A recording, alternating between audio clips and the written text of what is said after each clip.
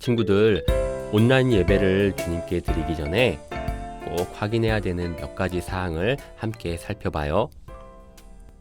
첫 번째, 예배 시간 전에 미리 기도로 예배를 준비해요. 두 번째, 단정한 옷을 입고 바른 자세로 예배드려요. 세 번째, 찬양을 열심히 따라하고 헌금은 미리 준비해 주세요. 네 번째, 예배 중에 옆 사람과 말을 하거나 돌아다니지 않아요. 이 시간 유아교회 예배를 통해 하나님이 우리를 사랑으로 돌봐주심에 감사하며 하나님을 예배하고 이웃을 돌보는 삶을 살아가기로 결단하며 하나님께 예배합니다. 사도신경으로 신앙을 고백합니다. 나는 전능하신 아버지 하나님, 천지의 창조주를 믿습니다. 나는 그의 유일하신 아들, 우리 주 예수 그리스도를 믿습니다.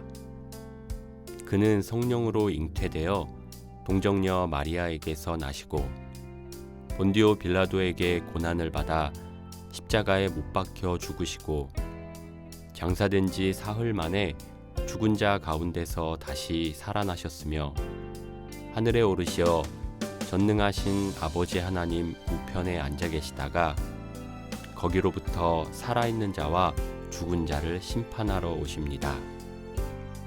나는 성령을 믿으며 거룩한 공교회와 성도의 교제와 죄를 용서받는 것과 몸의 부활과 영생을 믿습니다. 아멘.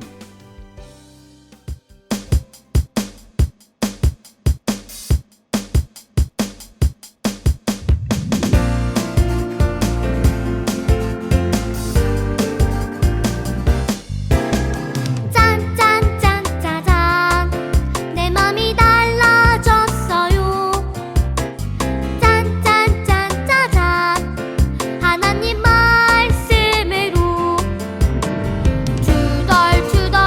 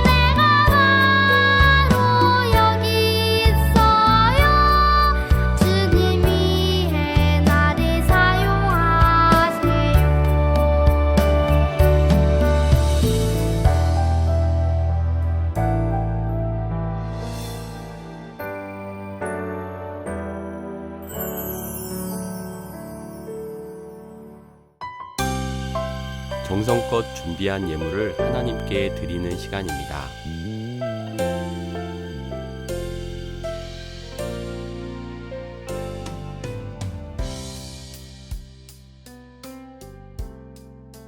따라 기도 시간입니다. 따라 읽어주세요. 하나님, 우리를 사랑해 주시고 돌봐주심에 감사드려요. 하나님이 토닥토닥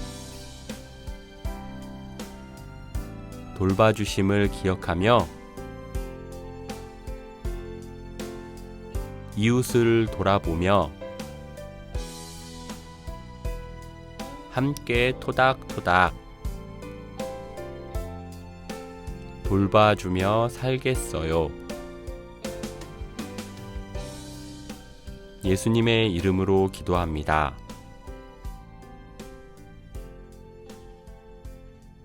아멘. 오늘의 본문 말씀은 요한복음 6장 5절 말씀입니다. 우리 다 함께 한 목소리로 읽어볼까요? 예수께서 눈을 들어 큰 무리가 자기에게로 오는 것을 보시고 빌립에게 이르시되 우리가 어디서 빵을 사서 이 사람들을 먹이겠느냐 하시니 요한복음 6장 5절 말씀. 아멘. 네, 우리 이 시간 함께 말씀을 나누도록 하겠습니다. 오늘은 요한복음에 나타난 7가지 표적 중 4번째 이야기 오병이어의 기적에 대해 함께 나눠보도록 해요. 여러분, 오병이어의 기적에 대해 들어보았지요? 예수님께서 보이신 놀라운 기적 가운데 제일 유명한 이야기 중 하나예요. 그런데 여러분, 이 놀라운 이야기의 진짜 비밀을 알고 있나요?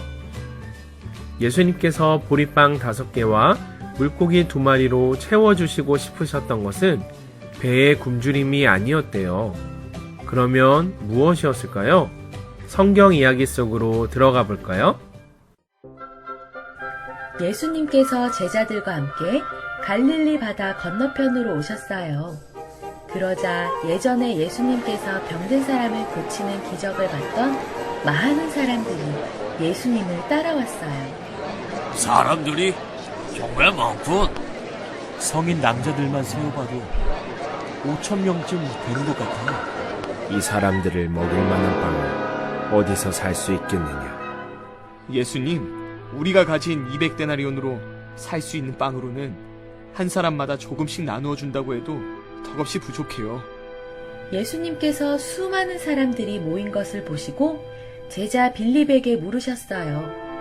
사실 예수님은 앞으로 하실 일을 미리 다 알고 계시면서 빌립의 마음을 보시려고 물으신 것이었어요. 예수님, 여기 제 도시락이 있어요. 예수님, 이 아이에게 보리빵 5개와 물고기 2마리가 있지만 이것을 가지고 어떻게 이 많은 사람을 먹일 수 있겠습니까? 그것으로 충분하다. 나에게 그것을 주어라. 아버지, 먹을 것을 주시니 감사합니다. 예수님께서 아이에게 빵을 받으신 후 감사 기도를 드리셨어요. 예수님께서 혼자 잡수려는 건가? 어떻게 하시려는지 기다려보자. 자, 이제 이 빵과 물고기를 원하는 대로 나누어 주도록 하라. 예? 아이고, 배부르다. 난 더 이상 못 먹겠네. 신기한 일이 일어났어요. 보리빵 5개와 물고기 2마리를 한 명 한 명에게 나누어 주다 보니 모든 사람들이 실컷 배불리 먹게 된 것이에요. 예수님, 남은 음식을 거두어 보니 12광줄이나 됩니다. 예수님이 최고예요. 사랑해요, 예수님. 이분이야말로 우리를 구원할 메시아시다. 진정 우리들을 구해주실 왕이 되실 분이야. 예수님께서 베푸신 기적을 보고 사람들이 외쳤어요.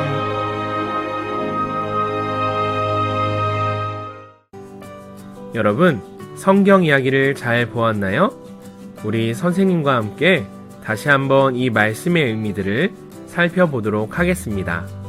이날 기적을 본 사람들은 예수님을 자신들의 왕으로 삼고자 했어요. 왜냐하면 예수님이 왕이 되시면 더 이상 배고프지 않고 맛있는 음식을 계속 주실 것 같아서였지요.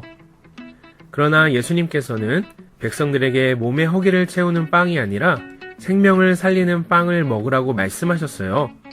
그리고 그 생명의 빵이 바로 예수님이심을 가르쳐 주셨어요. 예수님께서 빵이 되신다는 말씀은 무슨 의미일까요? 첫째, 우리에게 하시는 말씀이에요. 예수님께서 수많은 사람들이 모인 것을 보시고 빌립을 향해 말씀하셨어요. 우리가 어디서 빵을 사서 이 사람들을 먹이겠느냐? 그러나 이 질문은 예수님께서 이미 앞으로 일어날 일들을 아시면서 하신 질문이었어요. 성인 남성만 5,000명인 사람들의 배를 모두 채운다는 것은 불가능해 보여요. 그러나 예수님께서는 하셨어요. 이것이 정답이에요. 예수님께서는 무엇이든지 하실 수 있어요. 우리의 모든 필요를 채워주시는 분이에요. 여러분, 오늘 이 말씀이 여러분에게 질문이 되길 바래요. 예수님께서 우리에게 말씀하세요.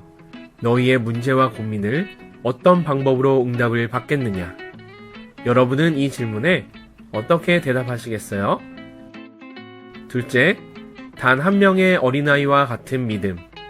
예수님의 질문에 반응을 보인 사람은 한 어린아이였어요. 보리빵 5개와 물고기 2마리로 5,000명이 배불리 먹는 기적이 여러분처럼 한 어린아이의 섬김에서 시작되었어요.